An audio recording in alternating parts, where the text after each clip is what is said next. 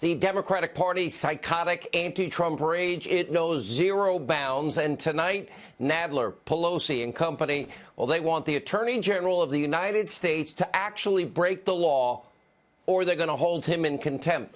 That's how twisted they've now become. Democrats want Barr to reveal secret grand jury information from the Mueller report, or he'll face charges from Congress. If he did it, it's illegal. There's a federal violation under Rule 6E to reveal grand jury information. They're lawmakers. Shouldn't they know this? Now, let's be very clear about where we are with this. As we speak, a full, completely unredacted copy of the Mueller report is available right now for top Democrats to view, with only 2 full and 7 partial lines redacted. That's it. That protect grand jury information as pursuant to the federal law.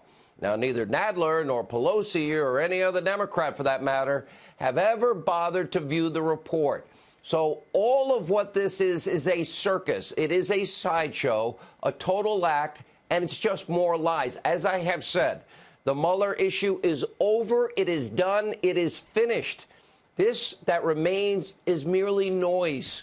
And recently, Congressman Hank Johnson, he accidentally stumbled on the truth and spilled the beans and admitted what this is really all about. Rare moment of clarity. Take a look. This is all part of a cover-up, and it is up to this committee to ensure that we get that report, because we have lawful responsibilities, constitutional responsibilities to engage in, one of which is possibly impeachment. How can we impeach without getting the documents? Okay, it's pretty obvious. The subpoena and subsequent contempt vote, just a blatant political game, a circus from a group of, people who have conned the American people for years with lies and conspiracy theories. Truth, justice, it means nothing to them. Look at how the top Democrats reacted in 2012 when Obama's self-proclaimed wingman, Attorney General Eric Holder, was held in contempt after refusing to turn over scores of subpoenaed documents related to the Fast and Furious scandal. By the way, a scandal where Americans and others actually died because of their stupidity. But Congressman Nadler's rage, he tweeted against the very thought of a contempt ruling in that case, quote, "Just join the hashtag walkout of the House chamber to protest the shameful, politically motivated GOP vote holding the AG Holder in contempt. He deserved it."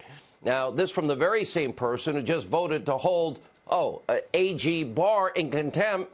Why? For not releasing 2 lines that he's mandated by law, legally protected grand jury information. Your hypocrisy reeks.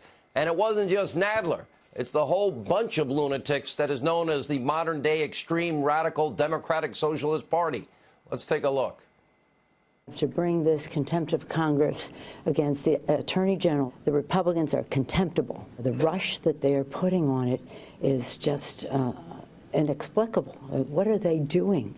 What are they doing? The American people want jobs. They're going on witch hunts. The Republican majority intends to bring a contempt resolution to the floor against the Attorney General. No. To say that this is a terrible use of Congress's power and time is an understatement. This is not about the facts. This is about politics. They have not found any evidence that this Attorney General was hiding anything, that he had lied to anybody. They still do not have any facts to support this illegitimate investigation. To our Republican colleagues, shame on you. Shame on you. Shame on you. Shame on you.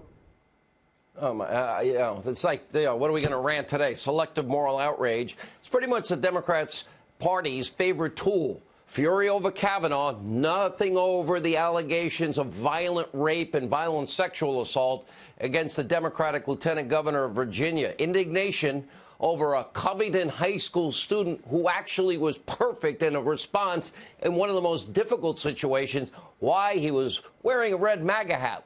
Let's just bludgeon this 16-year-old kid. Nothing more than a yawn over the governor, the Attorney General of Virginia, dressing up, in blackface.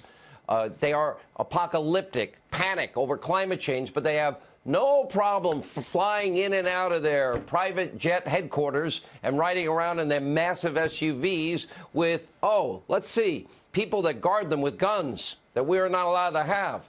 And let's not forget anger from the 1% from multimillionaire who calls himself a socialist. Yeah, that guy. And worst of all is the selective moral outrage surrounding so-called Russia collusion.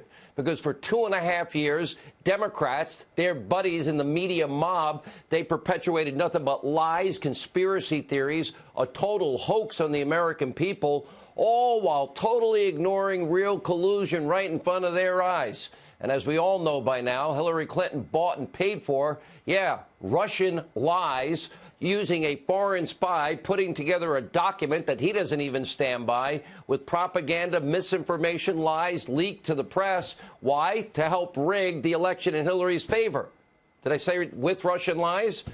The New York Times suggesting that this was actually part of a Russian disinformation campaign all along. And that didn't stop the phony dossier from being weaponized by our own federal government. And the dossier author, Christopher Steele, I thought foreign nationals weren't supposed to influence our elections.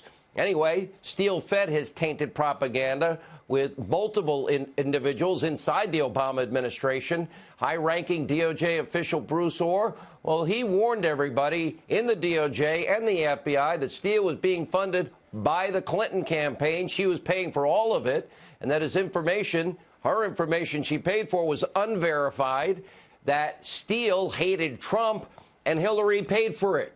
That was August of 2016.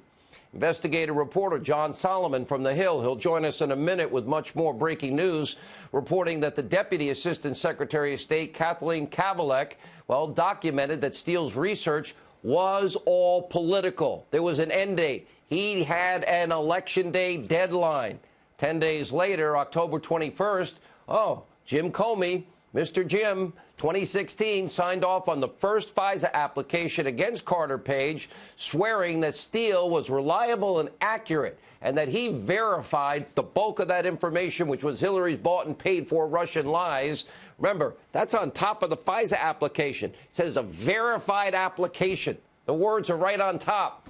And now tonight, we have brand new, just released, handwritten documents uncovered by John Solomon, the investigative reporter, showing that State Department official Kathleen Kavalek actually sounded the alarm about Steele to the high-ranking members of the FBI, Jim Comey's FBI, over a multitude of issues, all before the first FISA application went in.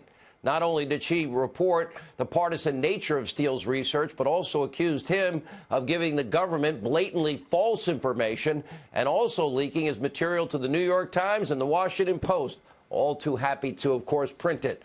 She raised all of these damning concerns well before Christopher Steele was the centerpiece of the first FISA warrant request or application against Trump campaign associate Carter Page, thus giving a backdoor into all things Trump, all things world Trump, all things Trump campaign. And according to Solomon, breaking just minutes ago, Congressman Mark Meadows confirming this information was, in fact, transmitted to the FBI. Wow, maybe that's why the self-aggrandized super patriot Jim Comey is trying hard to reshape the narrative in yet another public appearance on fake news CNN earlier tonight. Take a look. New York Times reported that the FBI sent an investigator posing as an assistant to meet with a Trump aide, George Papadopoulos, in 2016. Does that qualify as spying? Yeah, I'm not going to comment on a particular investigative step because that's for the Bureau to do, and I'm not in the government any longer. But the FBI doesn't spy to begin with. The FBI investigates. The Inspector General, the Attorney General, they're obviously now looking into the origins of the investigation, into the president and his campaign. Are you confident you did everything by the book and that the FBI, the people around you, did everything by the book? Yes. No doubt in my mind, but that doesn't mean I'm against review of it. That's totally fine. So you think the Inspector General will find nothing inappropriate? I don't think so. At least not that I know of. But if they do, they do, and they should be transparent about it. Hey, Jimbo, you signed a FISA application to spy on Carter Page and the entire Trump campaign. By the way, I've warned you before. you know what, Jim, you have the right to remain silent. I'd start using that right.